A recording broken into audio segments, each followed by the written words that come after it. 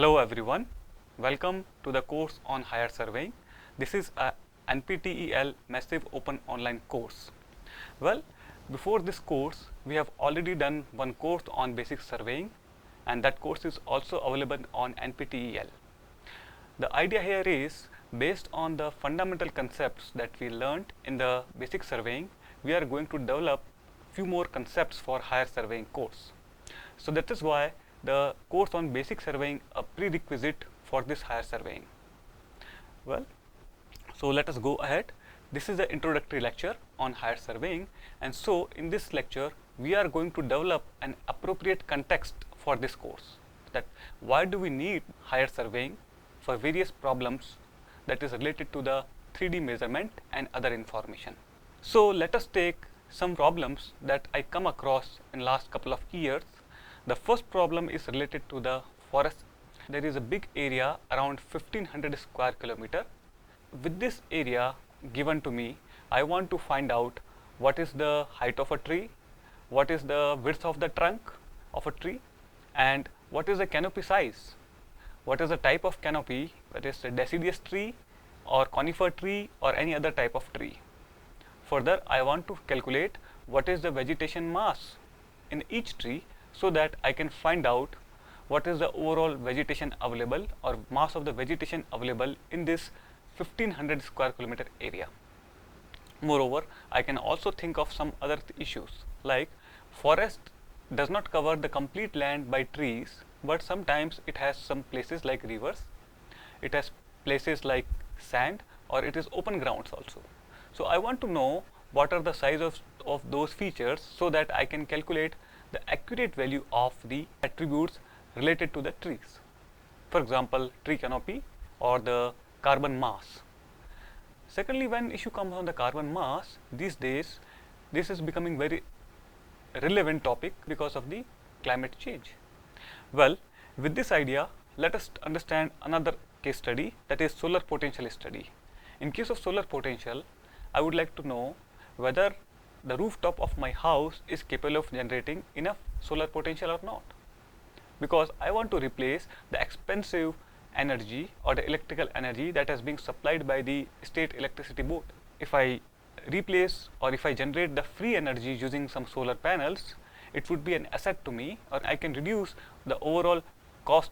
Well, the same way we have some other issues related to town planning, military intelligence, bullet train between the two cities or a metro train within a city, mining of a coal field, dam surface monitoring, crime scene investigation, accident scene, landslide subsidence, glacier studies, high-rise structure, mobile signal strength study, and sound propagation. So these are the few areas I would like to highlight where we need higher surveying.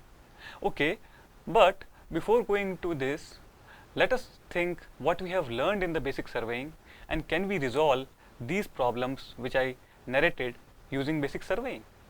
But we should first understand how basic surveying helps us and what we have learned in the basic surveying. So let us go ahead with the review of the basic surveying, because these concepts will be the backbone or the background for building up the new concepts for this course. And in higher surveying we are going to use many technologies as well as concepts, but the backbone will remain the basic surveying. Right? So let us do a simple review. We have learned most of the instruments like tape, shown here. Then we have compass, theodolite.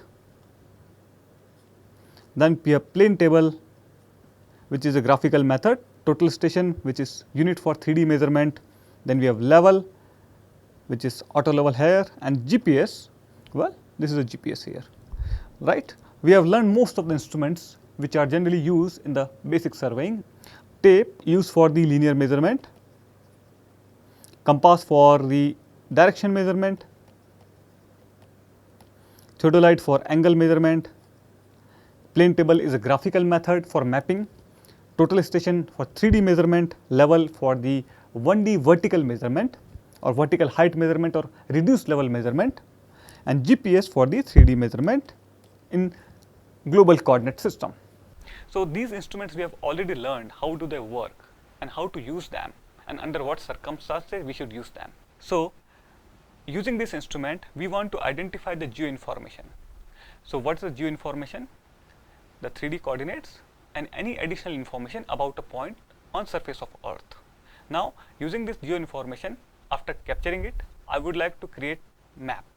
So I would like to create topographic map, and that is called the topographic information map or the 3D map, where 3D information is minimum X, Y and Z.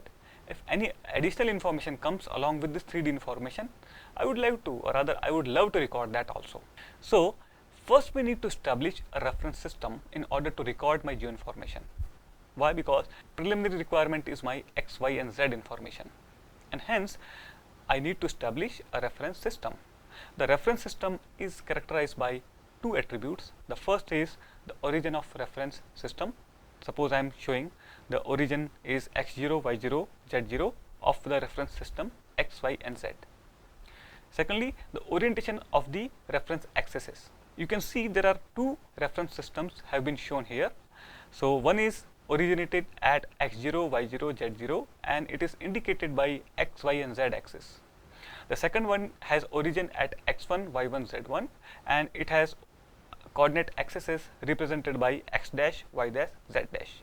Thirdly, there is a point P and I want to locate the point P in the two reference systems. Okay, I can easily measure it because they are orthogonal systems. So with respect to a particular axis, if I measure the perpendicular distance with respect to axis, I can find out at least one coordinate, and then using such three measurements, I can find out what is the 3D coordinate value of point P in the reference system.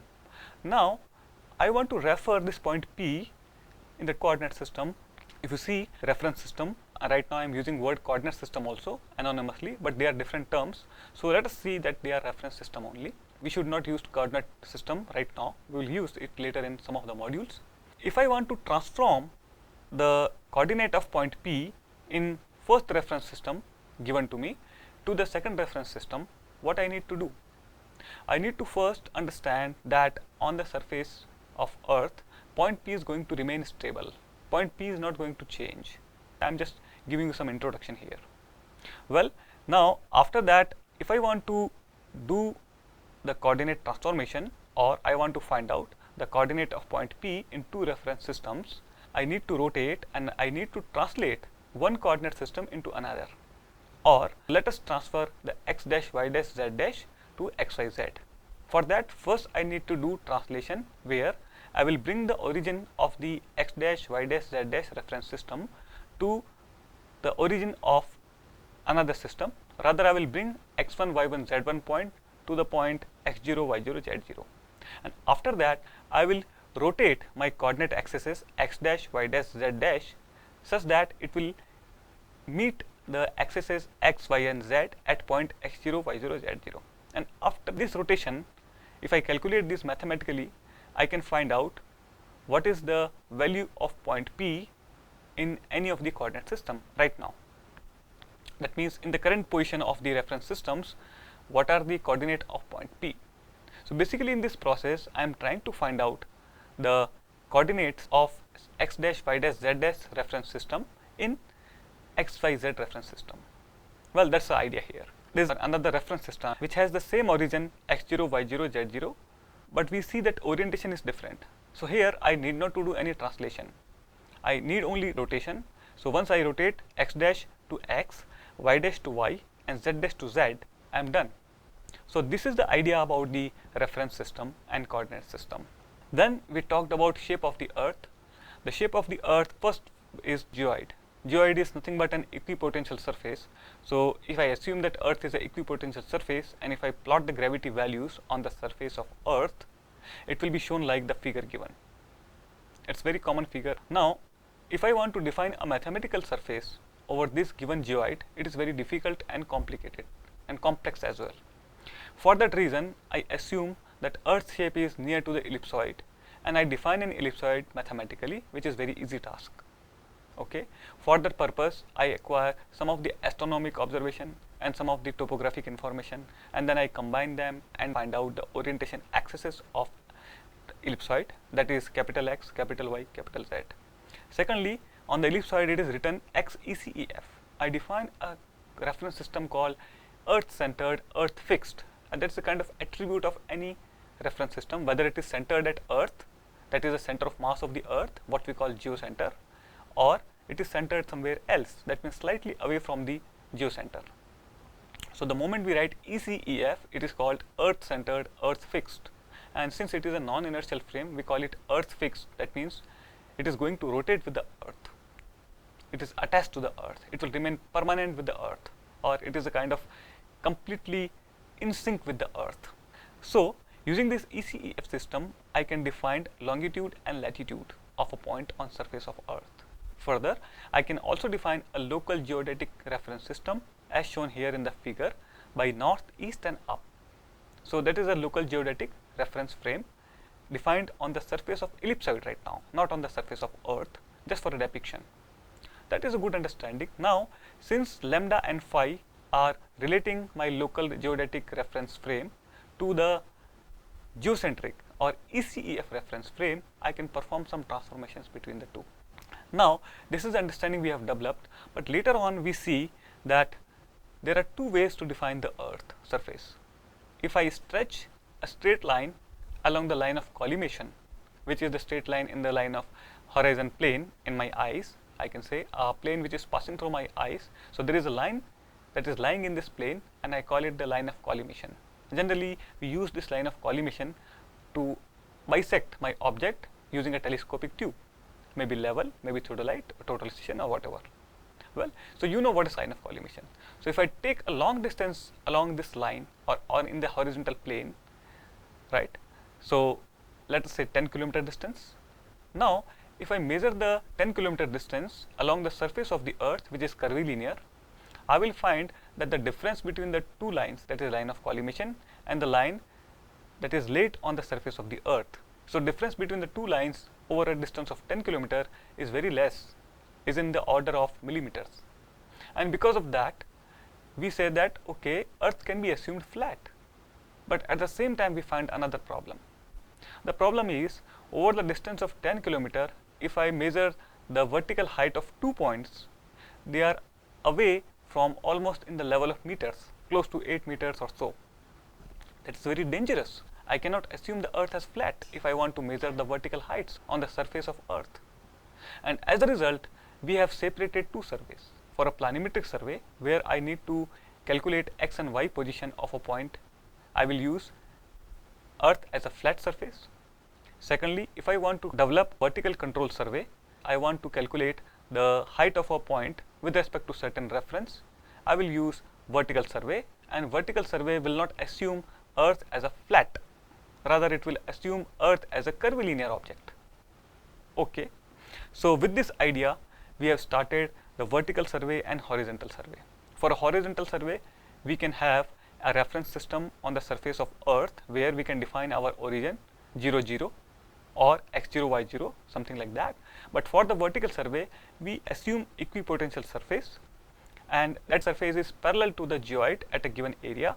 And so if I measure the distance with respect to that equipotential surface, I can find out the heights of all the points safely, and I can report them on the surface of map. Okay. So map by what I call as an identity or an entity that contains x and y coordinate, the planimetric coordinates. If I call this 3D map, then it will contain z information or the vertical information, but the z information is collected with respect to the equipotential surface, and x and y surface information is collected in the xy flat plane. So with this idea, we started a fundamental principles of survey. The first principle was the reconnaissance survey, and what we call is recce in short. In reconnaissance survey, we try to understand the terrain features and undulations. Rather, I want to conduct the survey, I want to travel over the surface, I want to collect the information. I should know how this terrain is behaving so that I can plan the survey in advance. So basically, it is a part of the planning. Then we go, we try to feel the terrain. Rather, we always say, I want to feel it. How does it look like? How does it behave? Okay, I will give you a simple example. If you go to some area near to New Delhi, because the areas are very, very flat there, all hills are very minimum there, and as a result, you find that it is recce survey is just roaming around the area. But you will be surprised to know one particular example of IIT Guwahati, because when I was listening to our founding director when he came here for the first time. The land of IIT Guwahati, which was allotted to the IIT Guwahati campus, it was completely submerged in the water. For the first time when he came with the boat, and you will be surprised there were only hills and there were only lakes. And where the buildings are today constructed, those buildings are constructed after a lot of field work. And the first field work was to remove the water from the lakes and fill those lakes with the help of sand or maybe some kind of different material, so that the level of the lakes are raised by at least 6 to 7 meters here first. So that decision was taken during the reconnaissance survey that we need to do something. Then we have considered the whole to part approach. In the whole to part approach, we say that we will start from the largest possible extent of the area, and then we'll try to come gradually for the smaller areas within that given area. And that was the whole to part approach. And the idea was to establish the control network. Once I establish the control network for the highest of the possible area or the largest of the possible area, that control stations are going to guide, or rather they are going to control the rest of the survey, because they will have certain accuracies or inaccuracies or whatever. So that accuracy is going to control the rest of the survey for the smaller areas within that area. So that is the reason we say that we always go whole to part and not part to whole. Let us start the measurements, because we have decided control point locations and I want to do now the measurements. So we have done the redundant measurement. That means instead of measuring a variable that can be distance, that can be angle, but I will measure that distance or angle not only one time, I will do it multiple times, so that I will have more confidence in my measurement. I can show you mathematically that if you take multiple measurements and if you take the average of those values, you will have higher confidence compared to a single value. And that was the idea behind the redundant observations. Then we need to validate our work also. So we have proposed something called check lines. Check lines are the distances which we measure in the field, and then we come to the lab again and try to see whatever map I have developed, whether it contains the correct distances or not. Because I have measured some distances during the redundant measurement, I will use this redundant measurement, I will develop a map, then I will go to the field, I will take some other distances which I have not measured earlier. Now I will measure those unknown distances in the field, okay, reduce them according to the scale of the map, come to the lab, see my map and try to measure those unknown distances in the map as well. And now I try to compare the two lengths, the length which I observed in the field and then I mapped to this map, and originally what is coming in the map after development. So if these two distances are matching with certain guarantee or accuracy, I can understand that my work is correct. Otherwise, I need to repeat my work, or else I have committed some mistakes in my original work. Okay, so whatever remedial measures are there, I need to take into account those. Further, after doing all these things, we have discussed about the scale of the map or the resolution of the map and the plotting accuracy. We say that we can plot a certain point or certain length or certain thickness of a line on map. So under that line, there is no details available to me. For example, if I plot 0.5 millimeter point, or the thickness of line is minimum 0.5 millimeter, and if I multiply with the scale of the map, that is the distance, or that is the linear distance on the ground within which I cannot note any detail. Even I note a detail, that will be expressed within one line, right? And the thickness of line is 0.5 mm. I cannot dig out any information on the map in 0.5 mm because that is one single line. Well, with this idea, we have learned what's the concept of plotting accuracy and what is the concept of scale of map and how are they correlated. Well, so that is simple a graphical depiction of the basic concept here. So let us say this is a given area to me and I've performed the reconnaissance survey for this. So I decide whole to part approach to be followed. So these are my control points, for example. Now I would like to perform redundant measurements for these points. So let us say these are my measurements between the points. So I have measured distances between point 1 to 2, 2 to 3, 3 to 4 and so on. So all these distances are shown here, the measured distances. Later I want to perform check lines. So before that I have developed my map and I have plotted these details on the surface of map, that a measured distance. Not only the measured distance, I have already plotted my control points also, which I measured in the field, which I decided in the field. So now I know in field where these points are located, or now I am developing their geometric relationship, and after development of geometric relationship between them, and this is the plotted position of all the 9 control points. Now I would like to confirm whether I have done the correct job or not. So what will I do? I will take few other distances which I have not measured earlier. So these dotted lines are my check lines. I will measure them in the field, reduce them to the map scale, come to the laboratory and try to measure again these distances on the map. So the distance measured between point 3 and 8, I will confirm whether I get the same distance from field or not. If I get the same distance, my work is okay. And if they are considerably different, I need to reconsider, or I have to give another opinion to my work. Maybe I need to repeat some of the job again in the field. Further, this is the map scale and plotting accuracy concept here, where I say that, okay, let us see there is a building shown by cylinder here. This cylindrical building, let us say it is a kind of cylindrical building or a water tank, not overhead water tank, or it can be any feature like that. Let us say auditorium. So will it be available, or it can be a cylindrical pole, the flag pole also. So will it be visible to me on this map or not? So depending on the scale and depending on the feature size on the ground, I need to decide this thing. If it is not visible in the map, there is no need to measure in the field. So I should have this kind of understanding also. After that, we learned what is errors and what are the accuracies. So what are the sources of errors? The first source we discussed was natural, caused by the natural reasons, for example, air, temperature, or ambient conditions, maybe noise. Okay, what are the instrumental reasons? Caused by the instruments. For example, an instrument is not behaving or it is malfunctioning. Third, in personal reasons committed by the persons, errors that are committed by individual persons.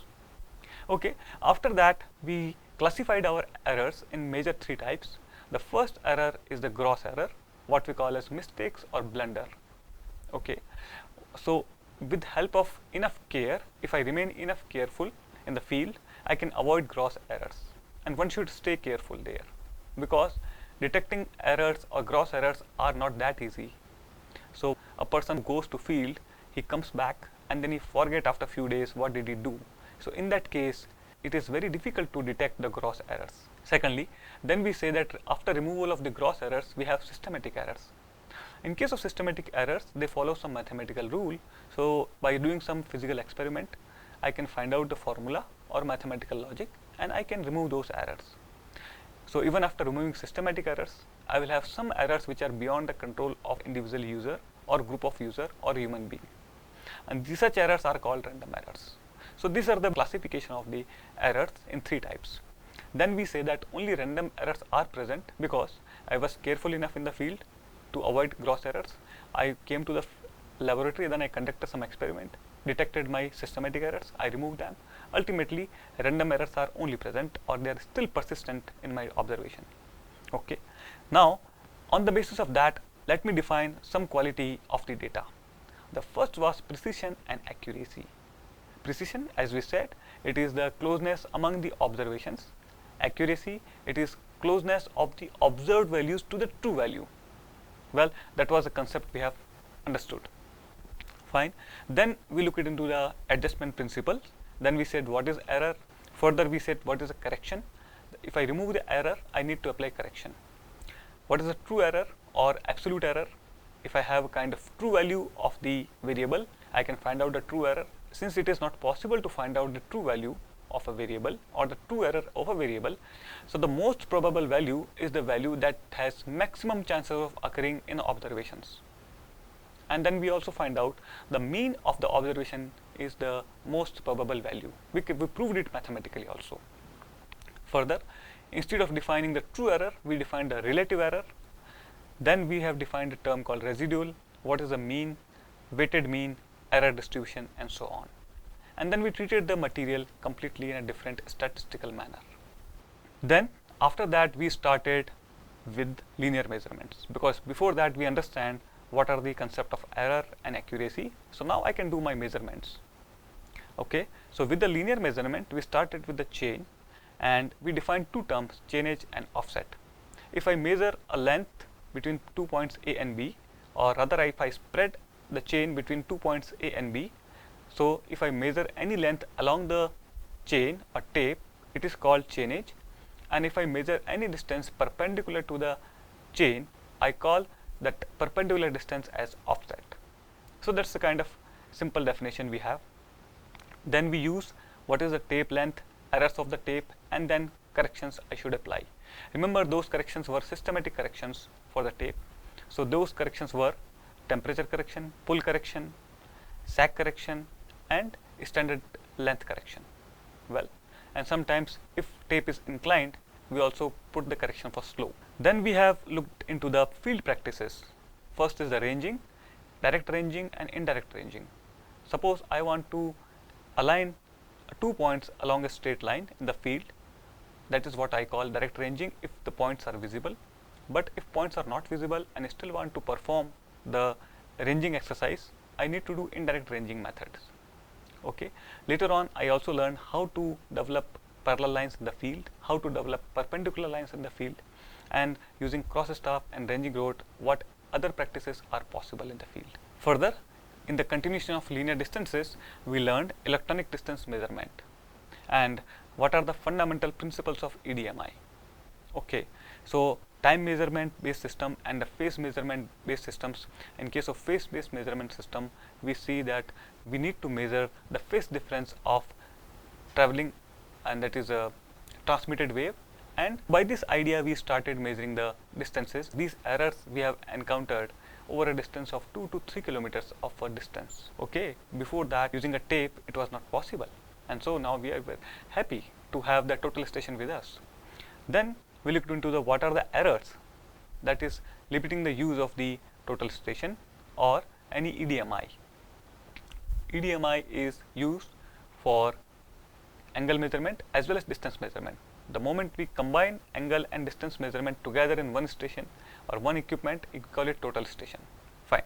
So then we also looked into the calibration and accuracy of the EDMI, or only random errors are left there.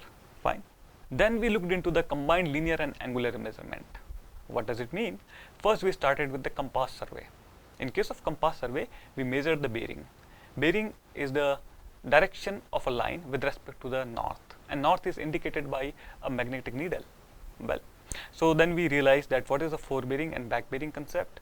Then we said that there are possible errors are local attraction and magnetic declination, which influences the performance of a magnetic compass. Then we say how to adjust the errors using a closed polygon concept for the compass survey. Well, further we try to see the traversing, where we have done linear and angular measurements.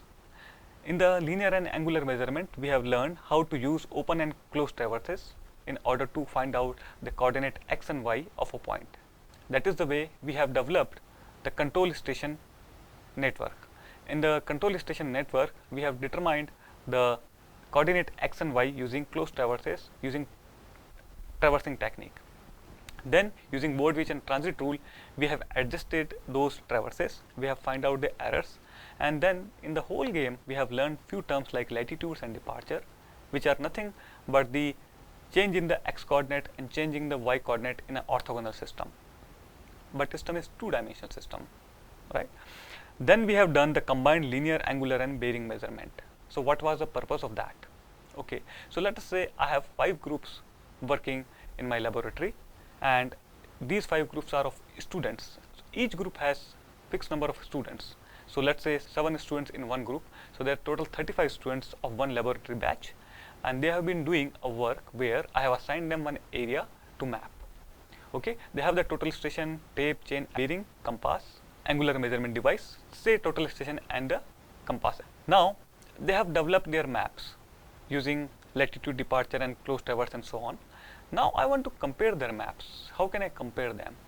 First of all, they have one thing, that is a false easting and false northing, if you remember it carefully. So if they have different false easting and false northing, I have different origins and different coordinate values of their same control stations. So what do I do? In order to develop the correct orientation or the uniform orientation, I gave them a device called compass. Now they have measured the bearings of all the lines using compass. So now using the compass, they have values measured, they are using it in the traversing and they are calculating latitude and departure. Now if they give same value of false easting and false northing, I should think and I can confidently say you they should develop the same map where their each and every control station, if they are same, the control stations are same for all 5 groups, their coordinates should also be the same or within plus minus some accuracy. So this is the way I am evaluating the performance of each and every group. Now I am also doing some kind of redundant observations for evaluation. Well, so that was the idea of the combined linear, angular and bearing measurement. Further, now I want to extend the concepts for the large area. So I use a technique called triangulation where I can measure the angles between all the lines. So first I developed a network of triangles between the selected control points. Okay, then I prefer the angle measurements over distance measurement, and using sine rule I can measure the distances or determine the distances of other side of the triangles. Okay, so then we find out what is the order of triangulation and strength of the figure. Okay, so let us see there are some care also. That means my triangle should be well conditioned. That means the angle should be within 30 degree to 120 degree interior angles of each triangle, each angle of each triangle. Then we say that we will measure a baseline. So let us look this thing in graphically here. Let us say these are the control points that you have decided for your triangulation. So now this is the network of triangle, and let's say these are the 3 angles of a triangle that I want to measure. So I will measure all these angles, and now I will measure one distance and what we call baseline. So let us say this is the baseline. Remember, this is the baseline which is shown here in the figure, not necessarily a correct baseline. They are just a graphical depiction of the triangulation concept. Well, that was the idea to do the triangulation, and these distances between the control points could be in order of some kilometers, maybe 2 kilometers, 3 kilometers, 5 kilometers and so on. So this kind of surveys are developed for the whole country earlier. Now there is another concept called trilateration where I measure the distances only. Okay, so with the same number of control points, with the same location of control points on the field, I am performing trilateration. So this is my network of triangle, and here I have measured all the distances in the each triangular mesh here. So for the each triangle, all the edges I have measured. So that is the concept. After establishing my triangulation and trilateration or the planimetric control, let us do some kind of survey for some features like buildings or maybe some other features. Okay, so let us say there are 3 points A, B and C, and now I want to measure this building or I want to map this building on a planimetric map. But we realize that it is not possible because in between this control point and the building there is a terrible market or there is a terrible traffic, and for the whole day I cannot use any instrument. So what is the remedy here? We have detected one point in the field which is like this green point. From this point my control stations are visible, as well as this building is also visible, or I can have a control over both. So then we say that okay, there could be 2 ways to find out coordinate of this point, which is my unknown point, and once we find out the coordinates of this point, I will do the survey of building. So how to find out coordinate of this point? There are 2 techniques. One is called resection and another is called intersection. In case of resection, what do? We measure these 3 control points from this unknown point. That means I am going to measure distances and I am going to measure angles, and I will find out the xy coordinate of my point which is unknown control point, and then I will do the survey of my building. There is another technique called intersection. In intersection, situation is same, but I have a point A and B as control points. There is a building. Now let us say this is the control point that I need to establish in the field so that I can do the survey for my building. Okay, then what will I do? We have taken some measurement from this point. However, in intersection, we will do the measurements from control points to this unknown point. That means we will keep the instruments here and here, and we will do our measurements. Fine. So we will also do the measurement between the points, and we will measure these distances, these distances, these distances, and these 2 angles. And then I will determine the x and y coordinate of unknown control point before we start the survey of the building. So that was the intersection technique. So using this information, I will now collect the information about the building. Well, after doing all this 2D survey, I have completed my planimetric survey. Then we have shifted to the third dimension, that is a vertical dimension that I want to measure using leveling and contouring. So in the leveling, what we have defined, one is reference surface, and with respect to this reference surface, what we call datum, I want to measure the coordinates or the vertical heights. I should not say coordinates, I should say the term vertical heights with respect to the reference surface or datum. And in order to do that, what we have done, first find out a point for which I already know the elevation, and we call it benchmark. When such elevation point is not available, or the point of known elevation is not available, what we call as benchmark, we say it's some relative value. That means let's say 100 meter, assume it, because we are interested in the relative levels of the points with respect to some equipotential surface. So even giving an arbitrary elevation point to a benchmark is also okay. Well, then we thought that there is some equipotential surface passing through the benchmark, and we are measuring the distances with that arbitrary surface, which is equipotential in nature, and in fact that is a good assumption for a small area. Now we have set the height which we measured as orthometric height, okay, and then we use a term called reduced level, and we have determined this orthometric heights and reduced level along the plumb line or the gravity direction. The instrument is on the point P, and then we have a benchmark which has staff reading of 1 meter, and other points A, B and C have different staff readings. So using the reading at benchmark, I can find out what are the vertical level of point A, B and C with respect to an equipotential surface. So that was the idea about leveling and contouring.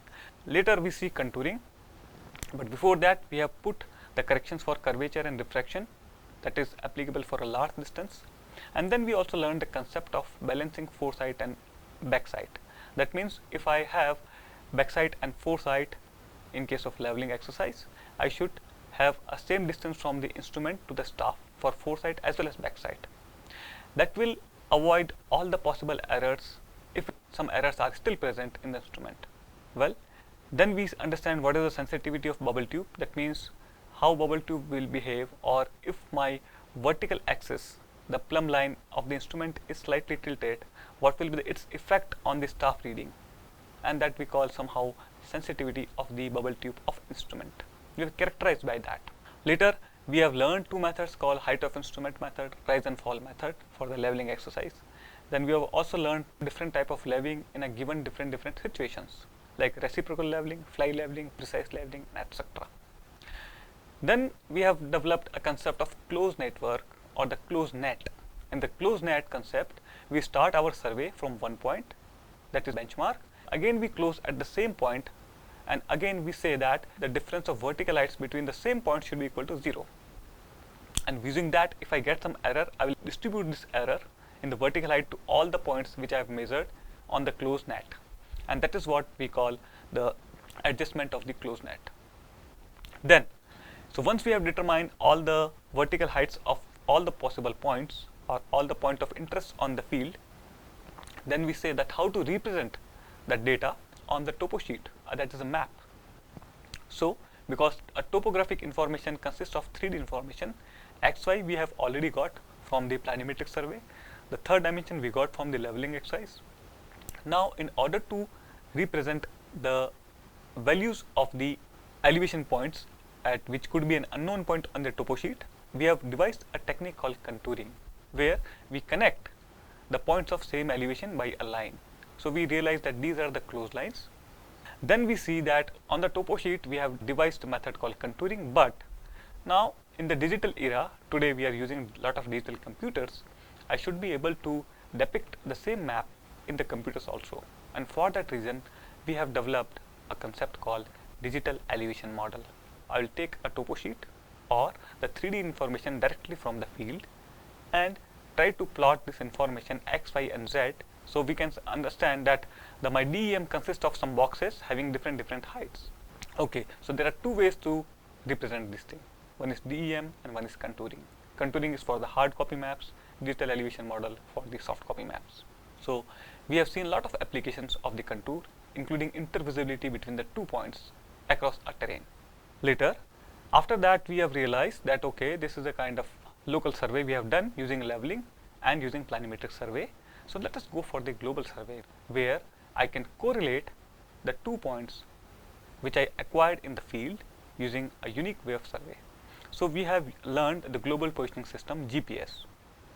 So basic concepts about the coordinate system for the Earth, where we learned about ECEF, Earth centered, Earth fixed coordinate system, latitude, longitude, local geodetic horizon, and so on. Then we have the geodetic coordinate system, that is, as I said, longitude, latitude, and ellipsoidal height, where I understand what is the difference between ellipsoidal height and orthometric height. Orthometric heights are measured with respect to the plumb line or in the direction of plumb line, but ellipsoidal heights are measured in the direction of perpendicular to the ellipsoid. Okay, so then we have converted the geodetic coordinate system into Cartesian coordinate system, capital XYZ, ECEF. So we discussed all these things in the GPS. Okay, later we have also learned what is the satellite receiver communication, what is the pseudo-random code, satellite constellations, because Navistar is the first satellite constellation that started the GPS facility. Then we also understand what is almanac and ephemeris. So what are the GPS signals which are frequency based and code based, codes acquisition code, P code, L1, L2 frequencies, and navigation message, and how do we modulate them, and how do we send this to the user, and how user depict or decode this information to get his own value of the coordinates where he is standing with the GPS device. We learned all these things. Then we also learned what are the GPS segment, the space-based segment, control segment, and the user segment. Further, we tried to see what are the advantages and limitations of GPS. Then we finally saw that what is the error budget and what is the kind of limitation or what's the kind of accuracies I should expect from the GPS. We also learned the concept of DGPS, differential global positioning system, where we can find out the baselines or the different length of a line or the coordinates with millimeter level accuracy. Further, we saw various applications of GPS. Most famous application was that how to measure the plate movement on the surface of Earth. That is not possible with the help of total station, but it is possible with the help of GPS. Well, additional topics are also there, like map projection for Survey of India, and then other applications where we use whatever concept we learned so far up to GPS for planning and execution, road curves, and building projects. So this was the total thing we have learned in the basic surveying course, and that was a kind of review. Now let us come back again to the forest study. In this forest study, we want to know many things, like what is the height of the tree, diameter of the tree, canopy size, volume of the canopy, mass of the canopy, vegetation mass, and so on. Okay, one more thing I would like to highlight here, that in 2016, considering the climate change at very rapid rate, United Nations declared that each and every country on this planet has to increase their forest area by 5% in year 2030. So by 2030, we should have increased our area of forest in India by 5%, and it is applicable to all the countries in the world, right? Okay, so first question is, what is the area of forest in my country, right? This is very surprising query, and I want to respond to that. Try to use basic surveying. Can you do it? Okay, so what is the carbon storage, or I can say what is the vegetation mass, let's say, for example. Okay, so what are the type of trees are available in those forests? Deciduous, conifer, and many species are there. Okay, then again heights and diameter are important one. Okay, are they having only the forest, or are they having some open grounds, some rivers, some kind of barren land also, some kind of non-vegetated land also? I want to verify all this thing. Can I do it with the basic surveying now? The concept what we have learned. And this is the way we are trying to understand not only the limitations, but our upcoming requirements or our high requirements and that is why we are going for a higher surveying or advanced surveying course. So let us further develop what is an appropriate context, and you can decide when to use the higher surveying. The next study is my solar study, that is what is the position of sun. Okay. In case of solar study, let us say this is my home and this is a high rise building around that. I want to generate the solar energy on my rooftop like this. I have placed one and I want to develop solar energy. Okay. The question is, what is the position of sun around 10 o'clock? Because I believe that from morning 8 o'clock to let us say evening 5 o'clock, sun should generate energy for me, or rather I should be able to utilize the sun energy to generate electricity, so that I can reduce the electricity which is generated by other source, for example, thermal energy and maybe other energies, coal energy and petrol energy and so on, right. So, the idea here is whether my building which is here or the bungalow will receive the solar energy or not, because it is near to the high rise building, right, and sunlight will be available or not. So, sunlight is available, what will be the intensity? Will it be direct or it will be diffused? We do not know right now. So, with basic surveying it is difficult to answer. For how many hours sun is available to illuminate a particular solar panel at my rooftop?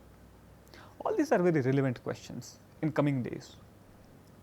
Now, let us go for the town planning. In case of an existing town, a town planner generally extend the town in certain area. Okay. Let us say they have decided to extend the town in X direction, but are we able to provide some kind of amenities there easily? For example, road, sanitation, schools, drinking water, electricity, highways and any other basic amenities you can think of. So, all these are very, very relevant questions. Fine. So, in such a case, what should we do? Can we respond to these questions using basic surveying concepts only, or we should do something extra now, right? Okay, let us go for the military intelligence. Military want to develop or they want to establish another check post or maybe another base station, whichever place they like to develop. Can they reach that easily? What is the shortest path to reach there? Is there already a road available nearby, or this area is so aloof that they have to develop the road there to reach there? So, all these questions we should be able to answer now, because area is very big and I need to provide many facilities. I need to provide a complete map of high accuracy as well as large areas there, right. Try to think that how can we do it using maybe whatever instrument you like, GPS or total station or whatever. Again, bullet train, if bullet train is coming between the two cities, what kind of survey is appropriate? Should we go for kind of GPS survey? Should we go for total station? Should we go for some kind of different survey? What should we do? And what should be the accuracy of that survey, so that it will serve the purpose of that bullet train track laying? Try to think. What about the coal field? Okay, in case of coal field, what happens is coal has been extracted by open cast mines or the closed mines. In case of open cast mines, in the time of rains they are flooded and they filled. But in case of closed mines, what happens is it's kind of subsidence is possible there inside the mine, and there is always danger to the life of a person who is working inside the mines. So, for that reason, we need to understand first thing that how can we deal with such problems using basic surveying or maybe higher surveying.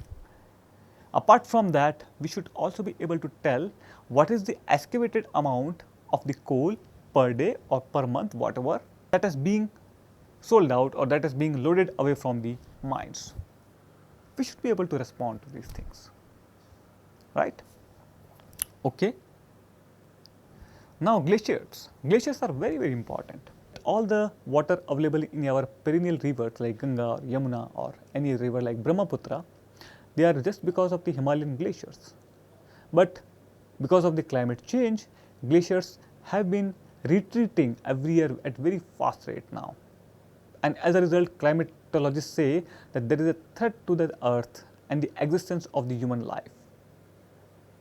And what will be the problems? Problems will be because if ice is melting, it will lead to more water, the sea level will rise and it will submerge everything on the coast, and gradually it will reach to the other parts of the land, and that is somehow a problem they expect to come. And that is the reason they say that we should not raise the temperature of the earth. Okay. Suppose temperature is still rising, so what is the flow or what is the melt away of the water from the glacier? Can we calculate? How to calculate for such a large areas of glacier in all in Himalaya? Can we use basic surveying there also or not? Or do we need something better than that? Okay, think again. Now, similarly, we have other studies also like dam surface monitoring, which means that under the effect of hydrostatic pressure, how dam surface is deforming. I want to measure that and I want to avoid any type of calamity there. That means my dam should not fail at any cost. Similarly, what about the landslides? Is landslide is occurring due to some natural reason or it is occurring due to some kind of man-made reason? In case of man-made reasons, its effect will be smaller. However, in case of natural reason, let us say the earthquake itself, an earthquake is triggering the landslide.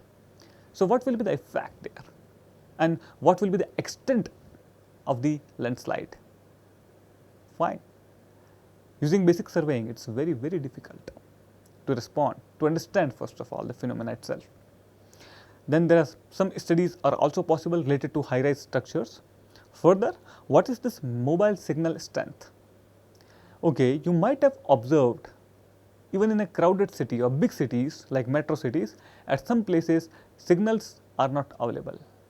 Mobile signals are not available, and you might have cursed many of the service providers there, right? You might have thought of many good ideas there, but the idea is in the presence of some structures in the metro cities, how to map this mobile signal strength, so that if required we can put some boosters that will boost the mobile signal if required, right?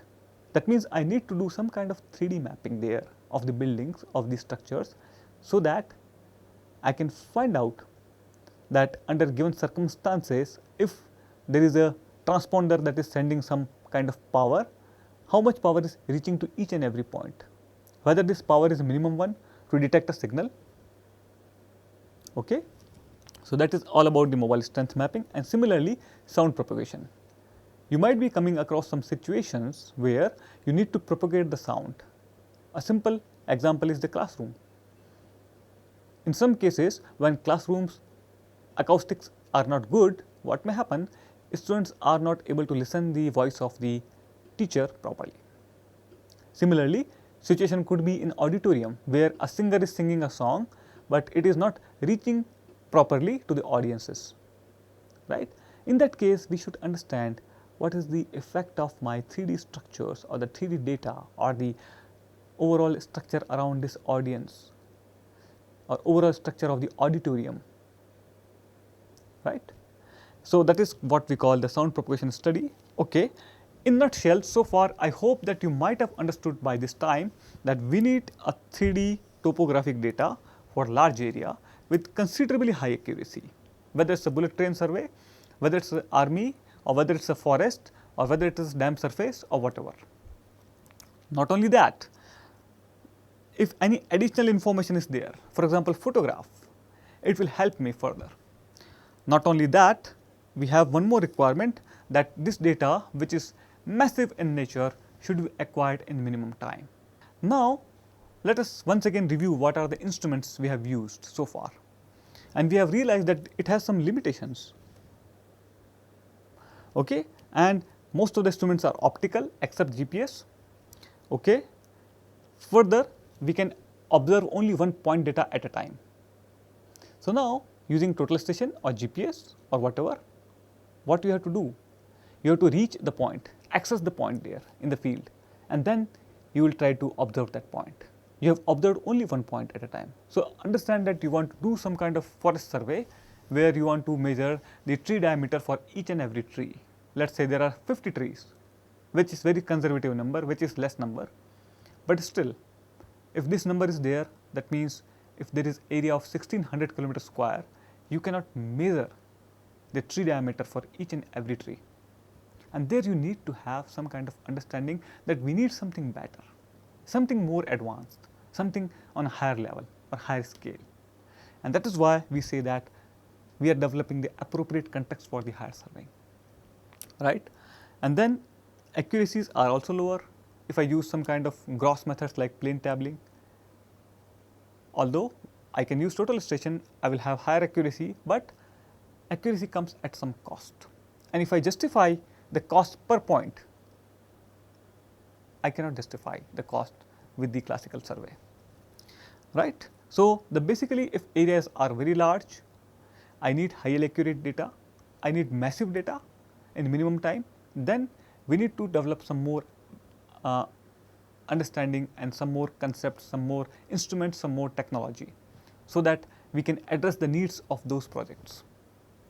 Well, now I hope that I have developed a complete context for the course of higher surveying. So, if you are a registered student, you might be thinking that what can you obtain from this course? What will be your learning from this course, right? And there now I would like to disclose what is the course content.